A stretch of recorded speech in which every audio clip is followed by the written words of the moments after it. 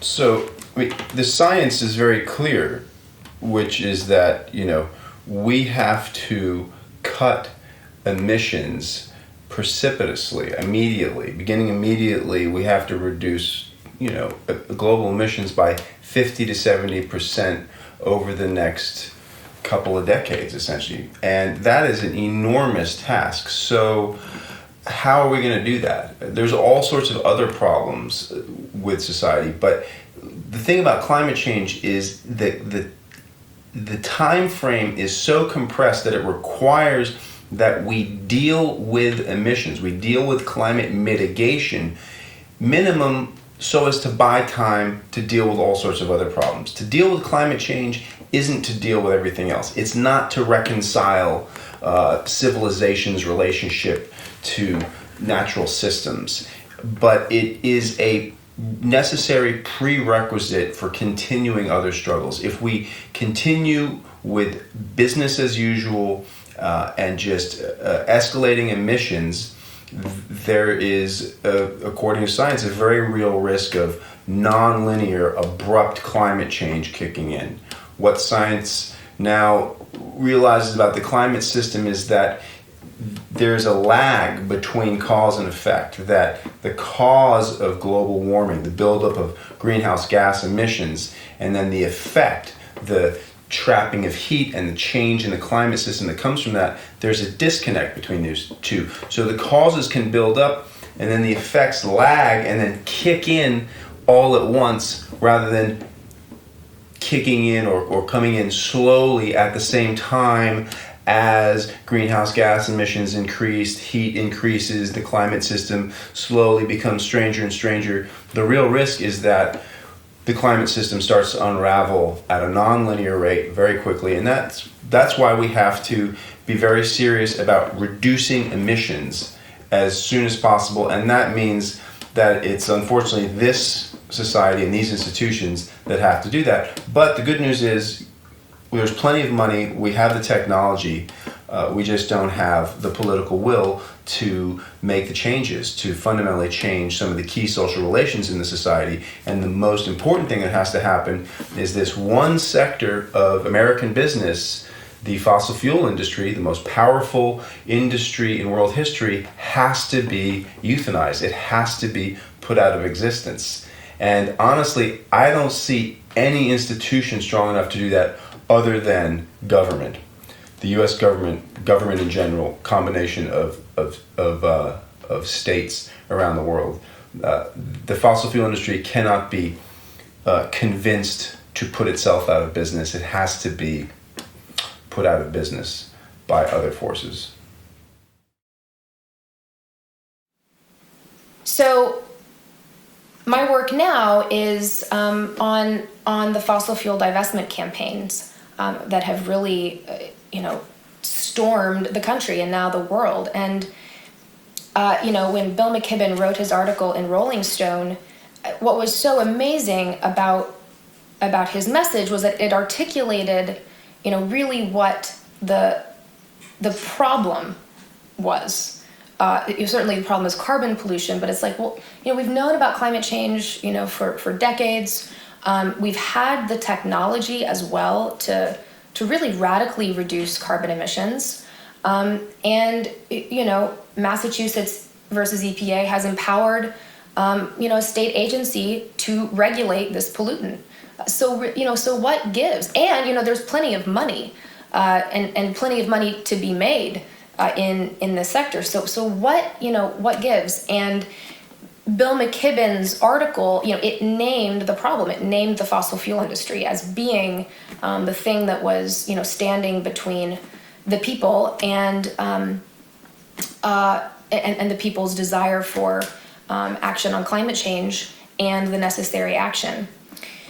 So, I have been incredibly impressed with the clarity that the fossil fuel divestment movement has delivered to the public around, what exactly is the problem? The problem is the fossil fuel industry that is polluting U.S. democracy, that's preventing, all branches of government, frankly, but certainly the executive and Congress, from taking the necessarily ambitious, and science-based action that's needed on climate change within the time frame that we know is required. And all of those things have been incredibly, have been necessary. I mean, moreover, it being the fossil fuel divestment movement has politicized, massive numbers of students. It's engaged faith communities, which has been, that's such a vital,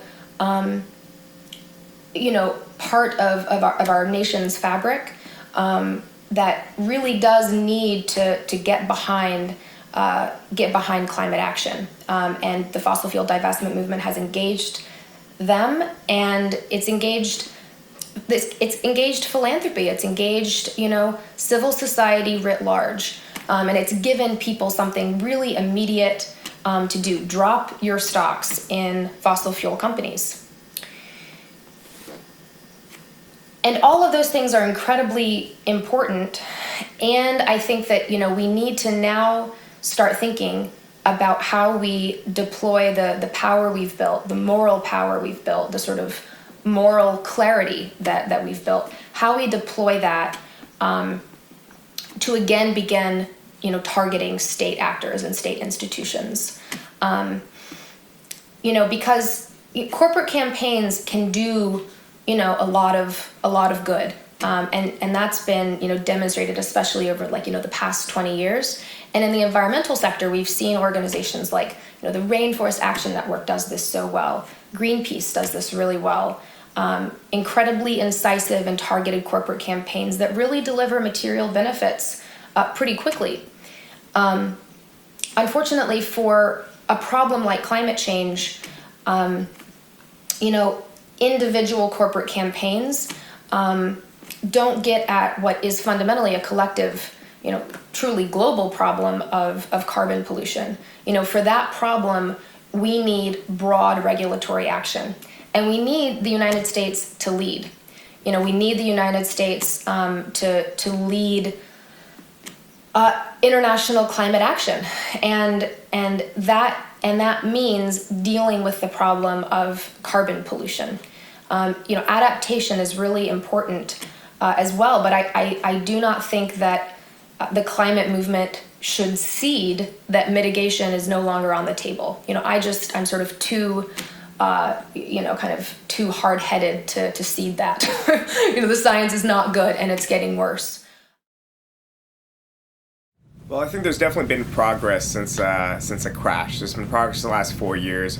We've seen new movements develop, and just generally, maybe this is too anecdotal, but I do feel like we're at a point where lots of young people who would otherwise be actively defending the system 10, 15 years ago are now, at this point, they know that the system isn't working for them. They know unemployment's crazy. They know they have student debt. Those of them who are black or brown know that they face brutality and oppression, just general distrust from the police every day. And they know that something else needs to happen. But I think it's less clear that there's actually an alternative. And it's less clear because the left is so completely disintegrated and weak at the moment that we can't actually articulate the alternative. So we're in a tough situation where we're living in capitalism. We know more and more people are discontent with living in capitalism, but we can't pose an alternative, even if in our heart of hearts, in our small communities of socialists and other radicals, we want something different. So there's this weird disconnect between having a potential audience and actually having no immediate audience.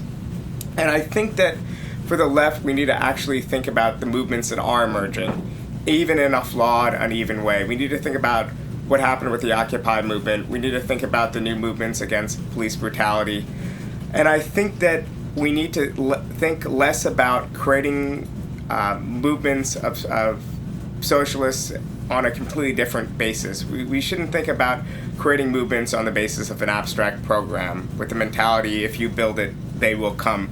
But with active engagement with the real social movements on the ground, and engagement in such a way that isn't completely uncritical and isn't just following every single ebb and flow of those movements, but it's actually in a way that says, there is actually an alternative, and there's a way to actually win short-term reforms, and short-term reforms that can actually be transformative, non-reformist reforms, as Andre Gores and generations of leftists have called them. And then fundamentally, their only way to win is through organization. And I think this is an idea that actually appeals to people. Prefigurative politics, the notion that we will win by just kind of withdrawing from power, withdrawing from the state, withdrawing from social conflict, these are ideas that aren't actually that intuitive, I think. I think what is intuitive to people is the idea, if you want to change things and you have a situation that you don't like, you need head-on confrontation. What socialists can offer is the idea that organization is a way to win in any confrontation. And I think fundamentally part of this means that we need to actually get to a point where we're thinking beyond just blanket statements and programs and just hand-wavy things like we need left unity or we need a comprehensive minimum program. We need to actually think about certain deeper fundamental things about our politics, which is that we believe in democratic emancipation of people, which means we believe in having their voices heard. We need to believe in explaining and winning over people, not imposing ideas from the outside. Because fundamentally, if socialist ideas are nothing else, they should be intuitive to people because they're just about getting more justice, more democracy, more accountability.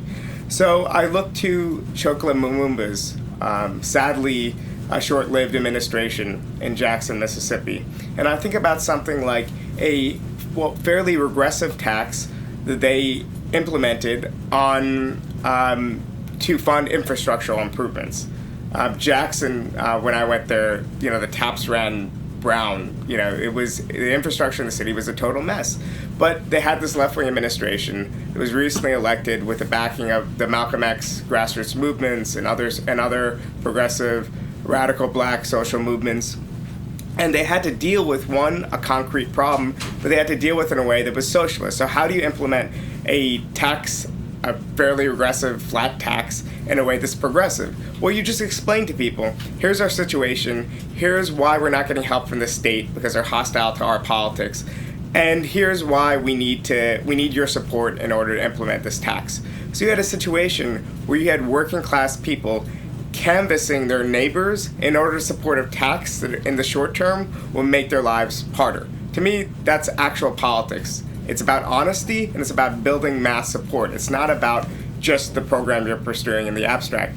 In the same way, we look today at what Syriza is doing, and we could say that, there's a lot of things not to like about certain aspects of Syriza's program. Many radicals want to see them exit the euro.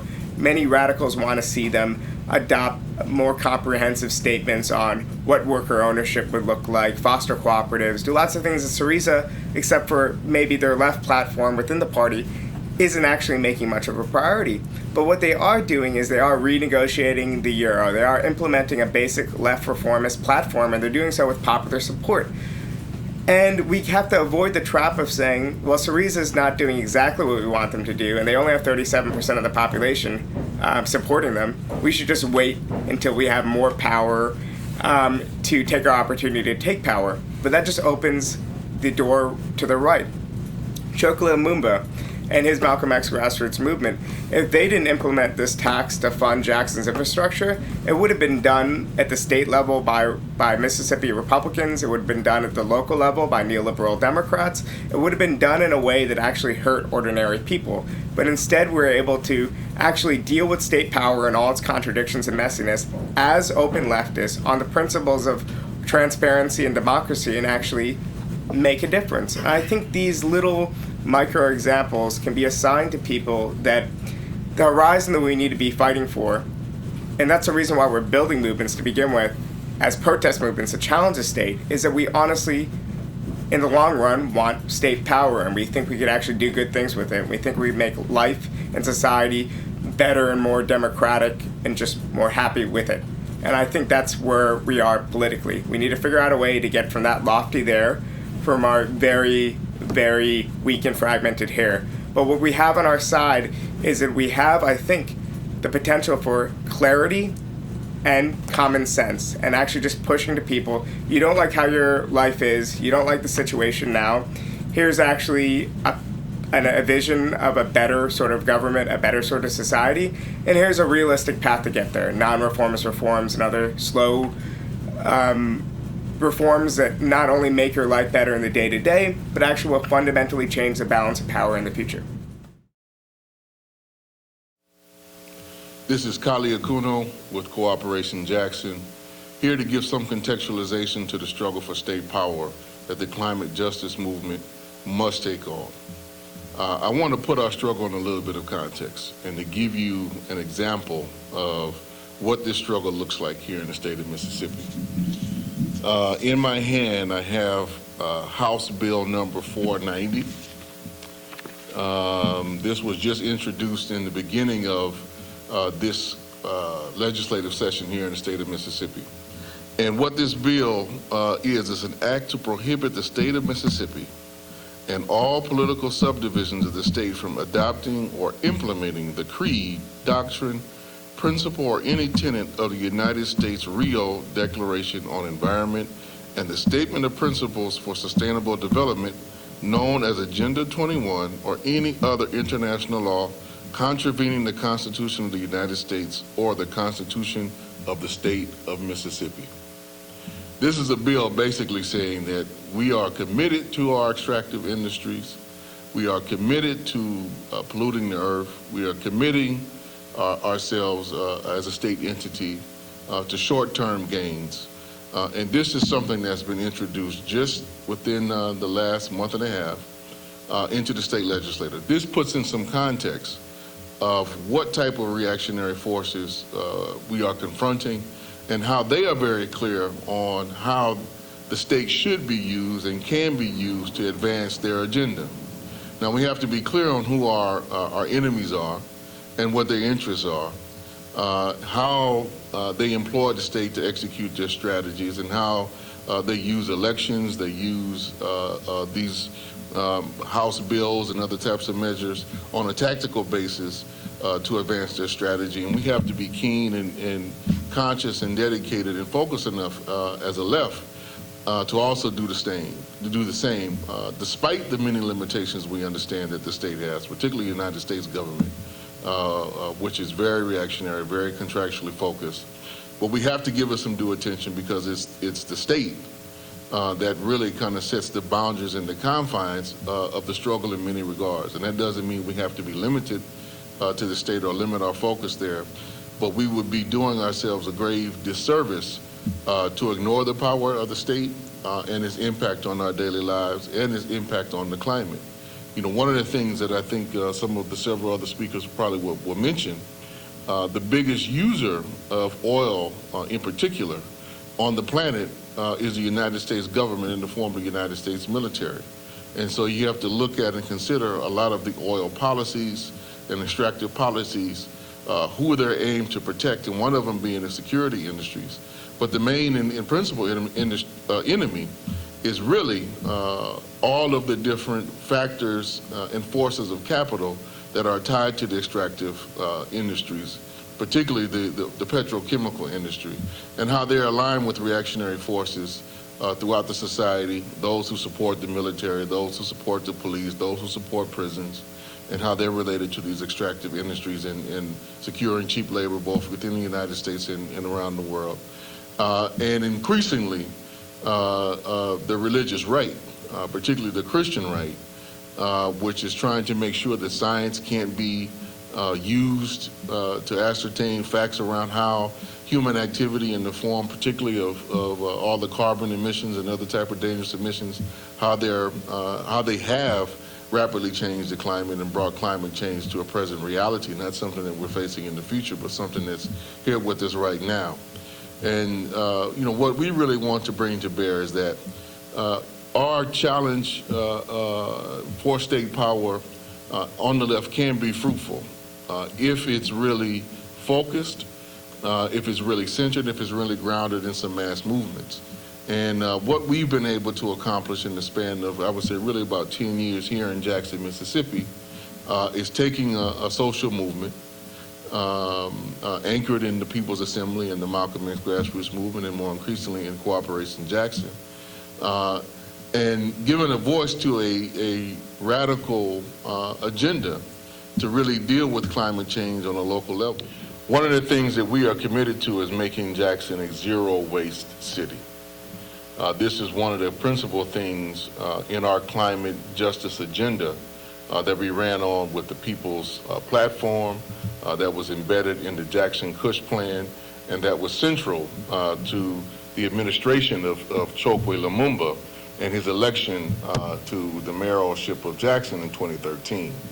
And you can find this enshrined in our policy statement that we issued in the late 2013 called the Jackson Rising Statement, which really tried to bring a comprehensive vision of how we could marry economic growth and development through the development of a solidarity economy, and bring it in line with our principles to advocate and advance climate justice here in Jackson. And we think, born from our experience, that the left really has to focus on advocating for climate justice and gaining tangible success really on a municipal level. We think our experience here in Jackson kind of bears that out, that these are some tangible victories that can be won, that can be secured by social movements that have deep roots, but are very clear both the strategies and tactics on how they're going to go about electing progressive people in office, holding them accountable while they're in office, and how to move and advance a progressive agenda. And one of the things that we were really keen on doing and plan on doing in the future is whoever's in office, all the essential questions that come up have to be made mass questions. They cannot be things that are just done and decided by the mayor or by city council. There have to be popular referendum. There have to be broad discussion and debates and education within the community to take these issues forward. So we didn't want to just make Jackson a zero waste city by decree. We wanted to do an extensive basis of education over some time to get people to understand the necessity of why this is important, not only for themselves, but for their children and their grandchildren. And that's something that we're committed to continuing to do, to make sure that there's a baseline understanding of, everything that I consume has an impact on the environment and has an impact on my future and the future of the species. So we have to approach it on this level and do our groundwork as the left. And that starts on local organizing, block organizing, and municipal organizing to really gain our strength. And then once we have, I think, some significant power underneath our belt from the municipal, from the state level, we can really go after the federal government and federal legislation and do so on the basis of strength, do so on the basis of strong policy, and do so on the basis of sound practice with proven experience underneath us of getting getting the job done. So we really want to just impart to those on the left who are looking at this, who are considering this, that we have to take the state seriously. We have to take the contest for state power seriously, and we have to develop the strategies and tactics that are necessary on all levels, but starting on a municipal level to get us where we need to go.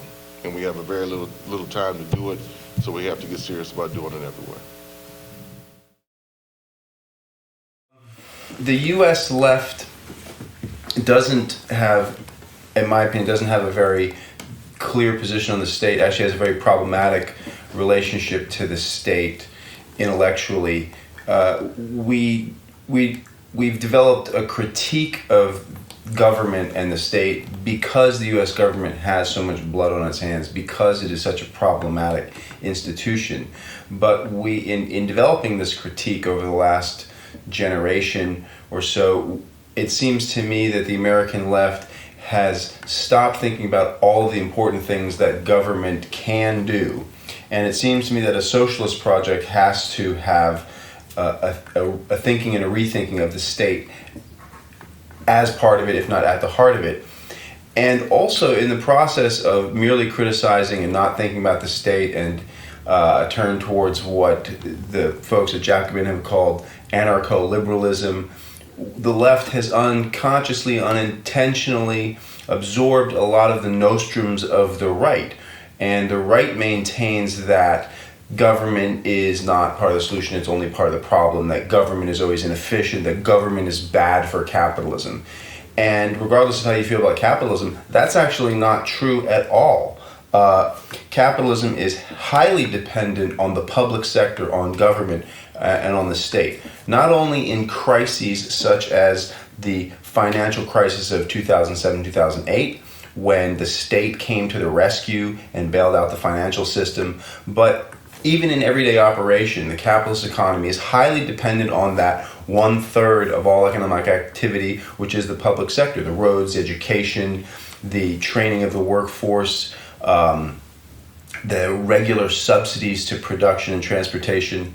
And so it seems to me that if we're serious about confronting climate change in the time frame that the science says is required, we have to take seriously the reformist capacities of the current government, such as it is, and we have to look at how government can be a driving force in developing the technologies, particularly clean energy technologies that we have but need to scale up. So the project of dealing with climate change in terms of adaptation and mitigation, adaptation being dealing with the problems of how we're going to, physically and socially adapt to the onset of climate change, and mitigation being cutting greenhouse gas emissions, both of those imply an expanded role for government and for the state. And if the left is not capable of articulating what that role should be, then it's going to be much harder for us to achieve the changes, the short-term changes we need to make to survive the worst of climate change. And if you look at the history of American capitalism, you see that what we need in terms of adaptation and mitigation is actually already an integral part of the history of economic development in this country. Going back to Hamilton, there has been a kind of hidden developmentalism, a kind of shadow socialism at the heart of American capitalism. The U.S. government has not just bailed out during crisis, but has in many ways led the development of capitalism, subsidized key sectors, brought to scale crucial technologies. We're all aware that the state contributes a lot of money to technological R&D, but just as important as that, or maybe even more important, is the role of government as the first generation consumer of technology. So airplanes, automobiles, medical breakthroughs, all of these kinds of technologies, you look at the actual history of their development, computer technology, and you see that it's not just that the government subsidized their creation in some university, but frequently the government was the first consumer. So with aviation, the government bought up all the aviation patents and made them available to all the aviation entrepreneurs. And then the government was the first big consumer of aviation services. They allowed these private aviation companies to carry the mail, which was a form of subsidy. Once these companies were capable enough and had grown enough due to the government being their main customer, they eventually became the private air carriers that we know and loathe today. Computer technology. The government, most information technology is sort of born out of IBM. And after World War II, for the first 2 decades of IBM's existence, the federal government, not even throwing in the states, more than half of IBM's business for most of those 2 decades was selling equipment and services to the government. And so we have to think about that history when you think about how are we going to get off fossil fuels and get onto clean energy. Well, the government is an enormous consumer of energy. It has a huge fleet of buildings that could be retrofit. It has huge fleets of vehicles, many of which could be converted immediately to electric vehicles. And so we have to pressure the government to do that. And I think we have to think about how these short-term, climate-oriented reforms then also fit into a progression towards a more equitable society in which there's a more thoroughly mixed economy, in which there's more public control over private capital, and there's a bigger role for publicly owned, productive enterprise in the economy. But in the short term, it's that what the U.S. government has to do to confront this problem is not, in fact, something new. It's actually just an acknowledgement of what it has always done, which is essentially play a vanguard role in the development of the U.S. economy, in the development of U.S. capitalism. And now we have to, in the short term, turn U.S. capitalism towards clean energy, and hopefully that can be part of getting beyond at least the worst features of U.S. capitalism, such as the horrendous inequality and inefficiencies and brutalities that it involves. We've got to reverse all of that. We've got to reverse their dynamics of the capitalist economy. We've got to reverse the way working people even think about their own well-being and security. And I can't imagine how you can even dare to contemplate thinking about doing that without having some central authority committed and captured, really, by other contrary oppositional interests. So I think that a climate change movement, a successful climate change movement, has to think about commanding, capturing the state or government.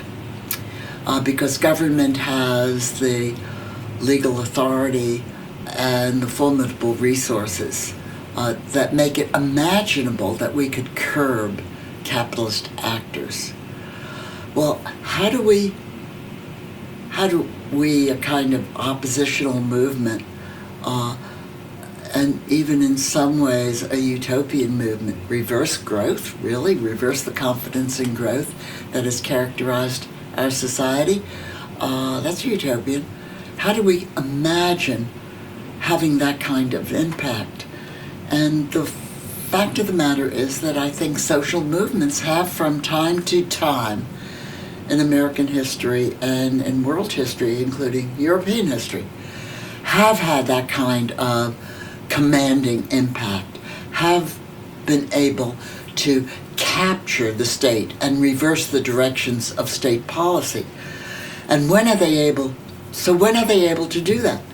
And my answer is that they're able to do that when the movement, the protest movement, gathers its resources of indignation and anger and defiance and begins to threaten the orderly cooperation which constitutes society, which makes its social and political and economic functions go forward. When people, in other words, become defiant, when they break with the rules that ordinarily govern their role as workers, their role as citizens, their role as mothers, their role as fathers. And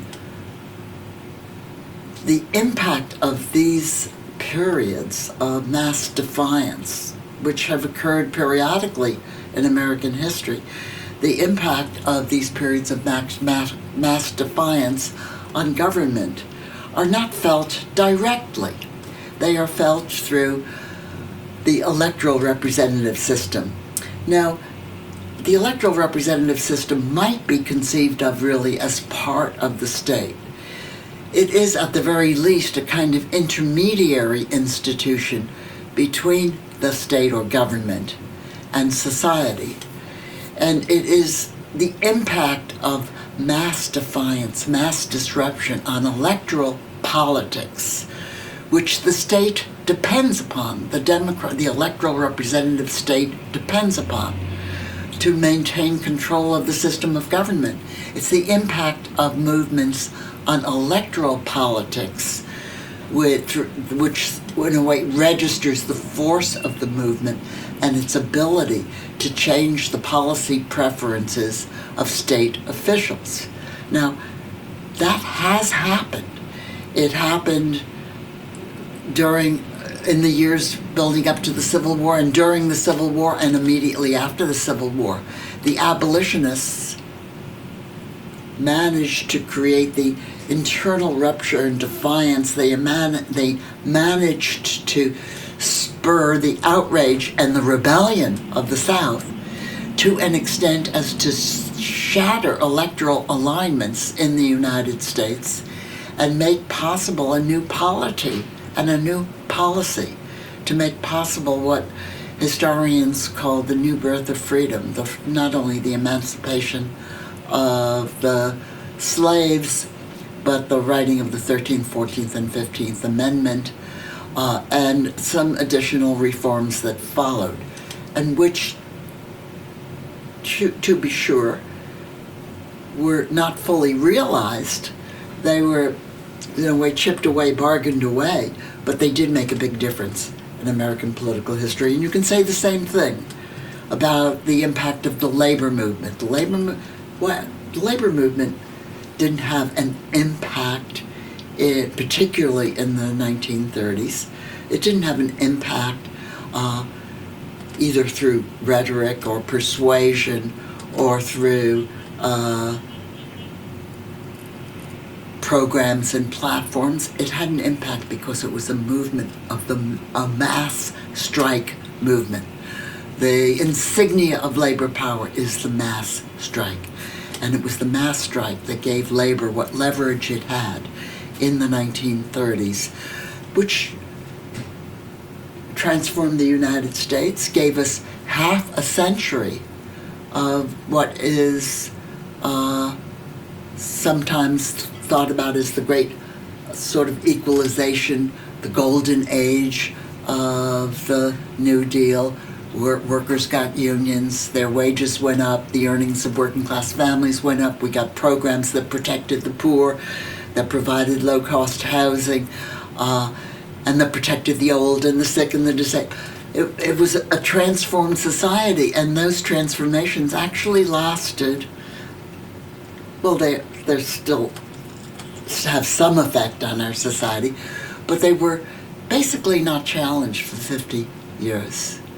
And then as capital, in a certain sense, recouped from the massive assault on capital domination that the labor movement constituted, as capital recovered, it began a counter-assault, and that counter-assault eventually gave us an economy that we characterize as neoliberal, in which the pattern of distribution is reversed from what it was in the 30s, 40s, and 50s, when there was some redistribution from the rich to the middle and the poor. Now there's a lot of redistribution from the middle and the poor to the very, very rich.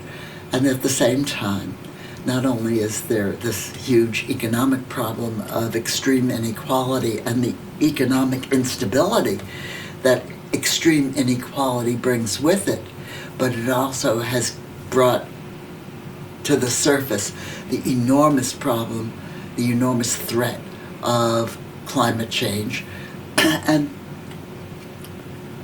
the great quandary of how can that threat be either reversed or at least modified? What can we do about it? I think the answer to that is only through protest, a resurgence of protest movements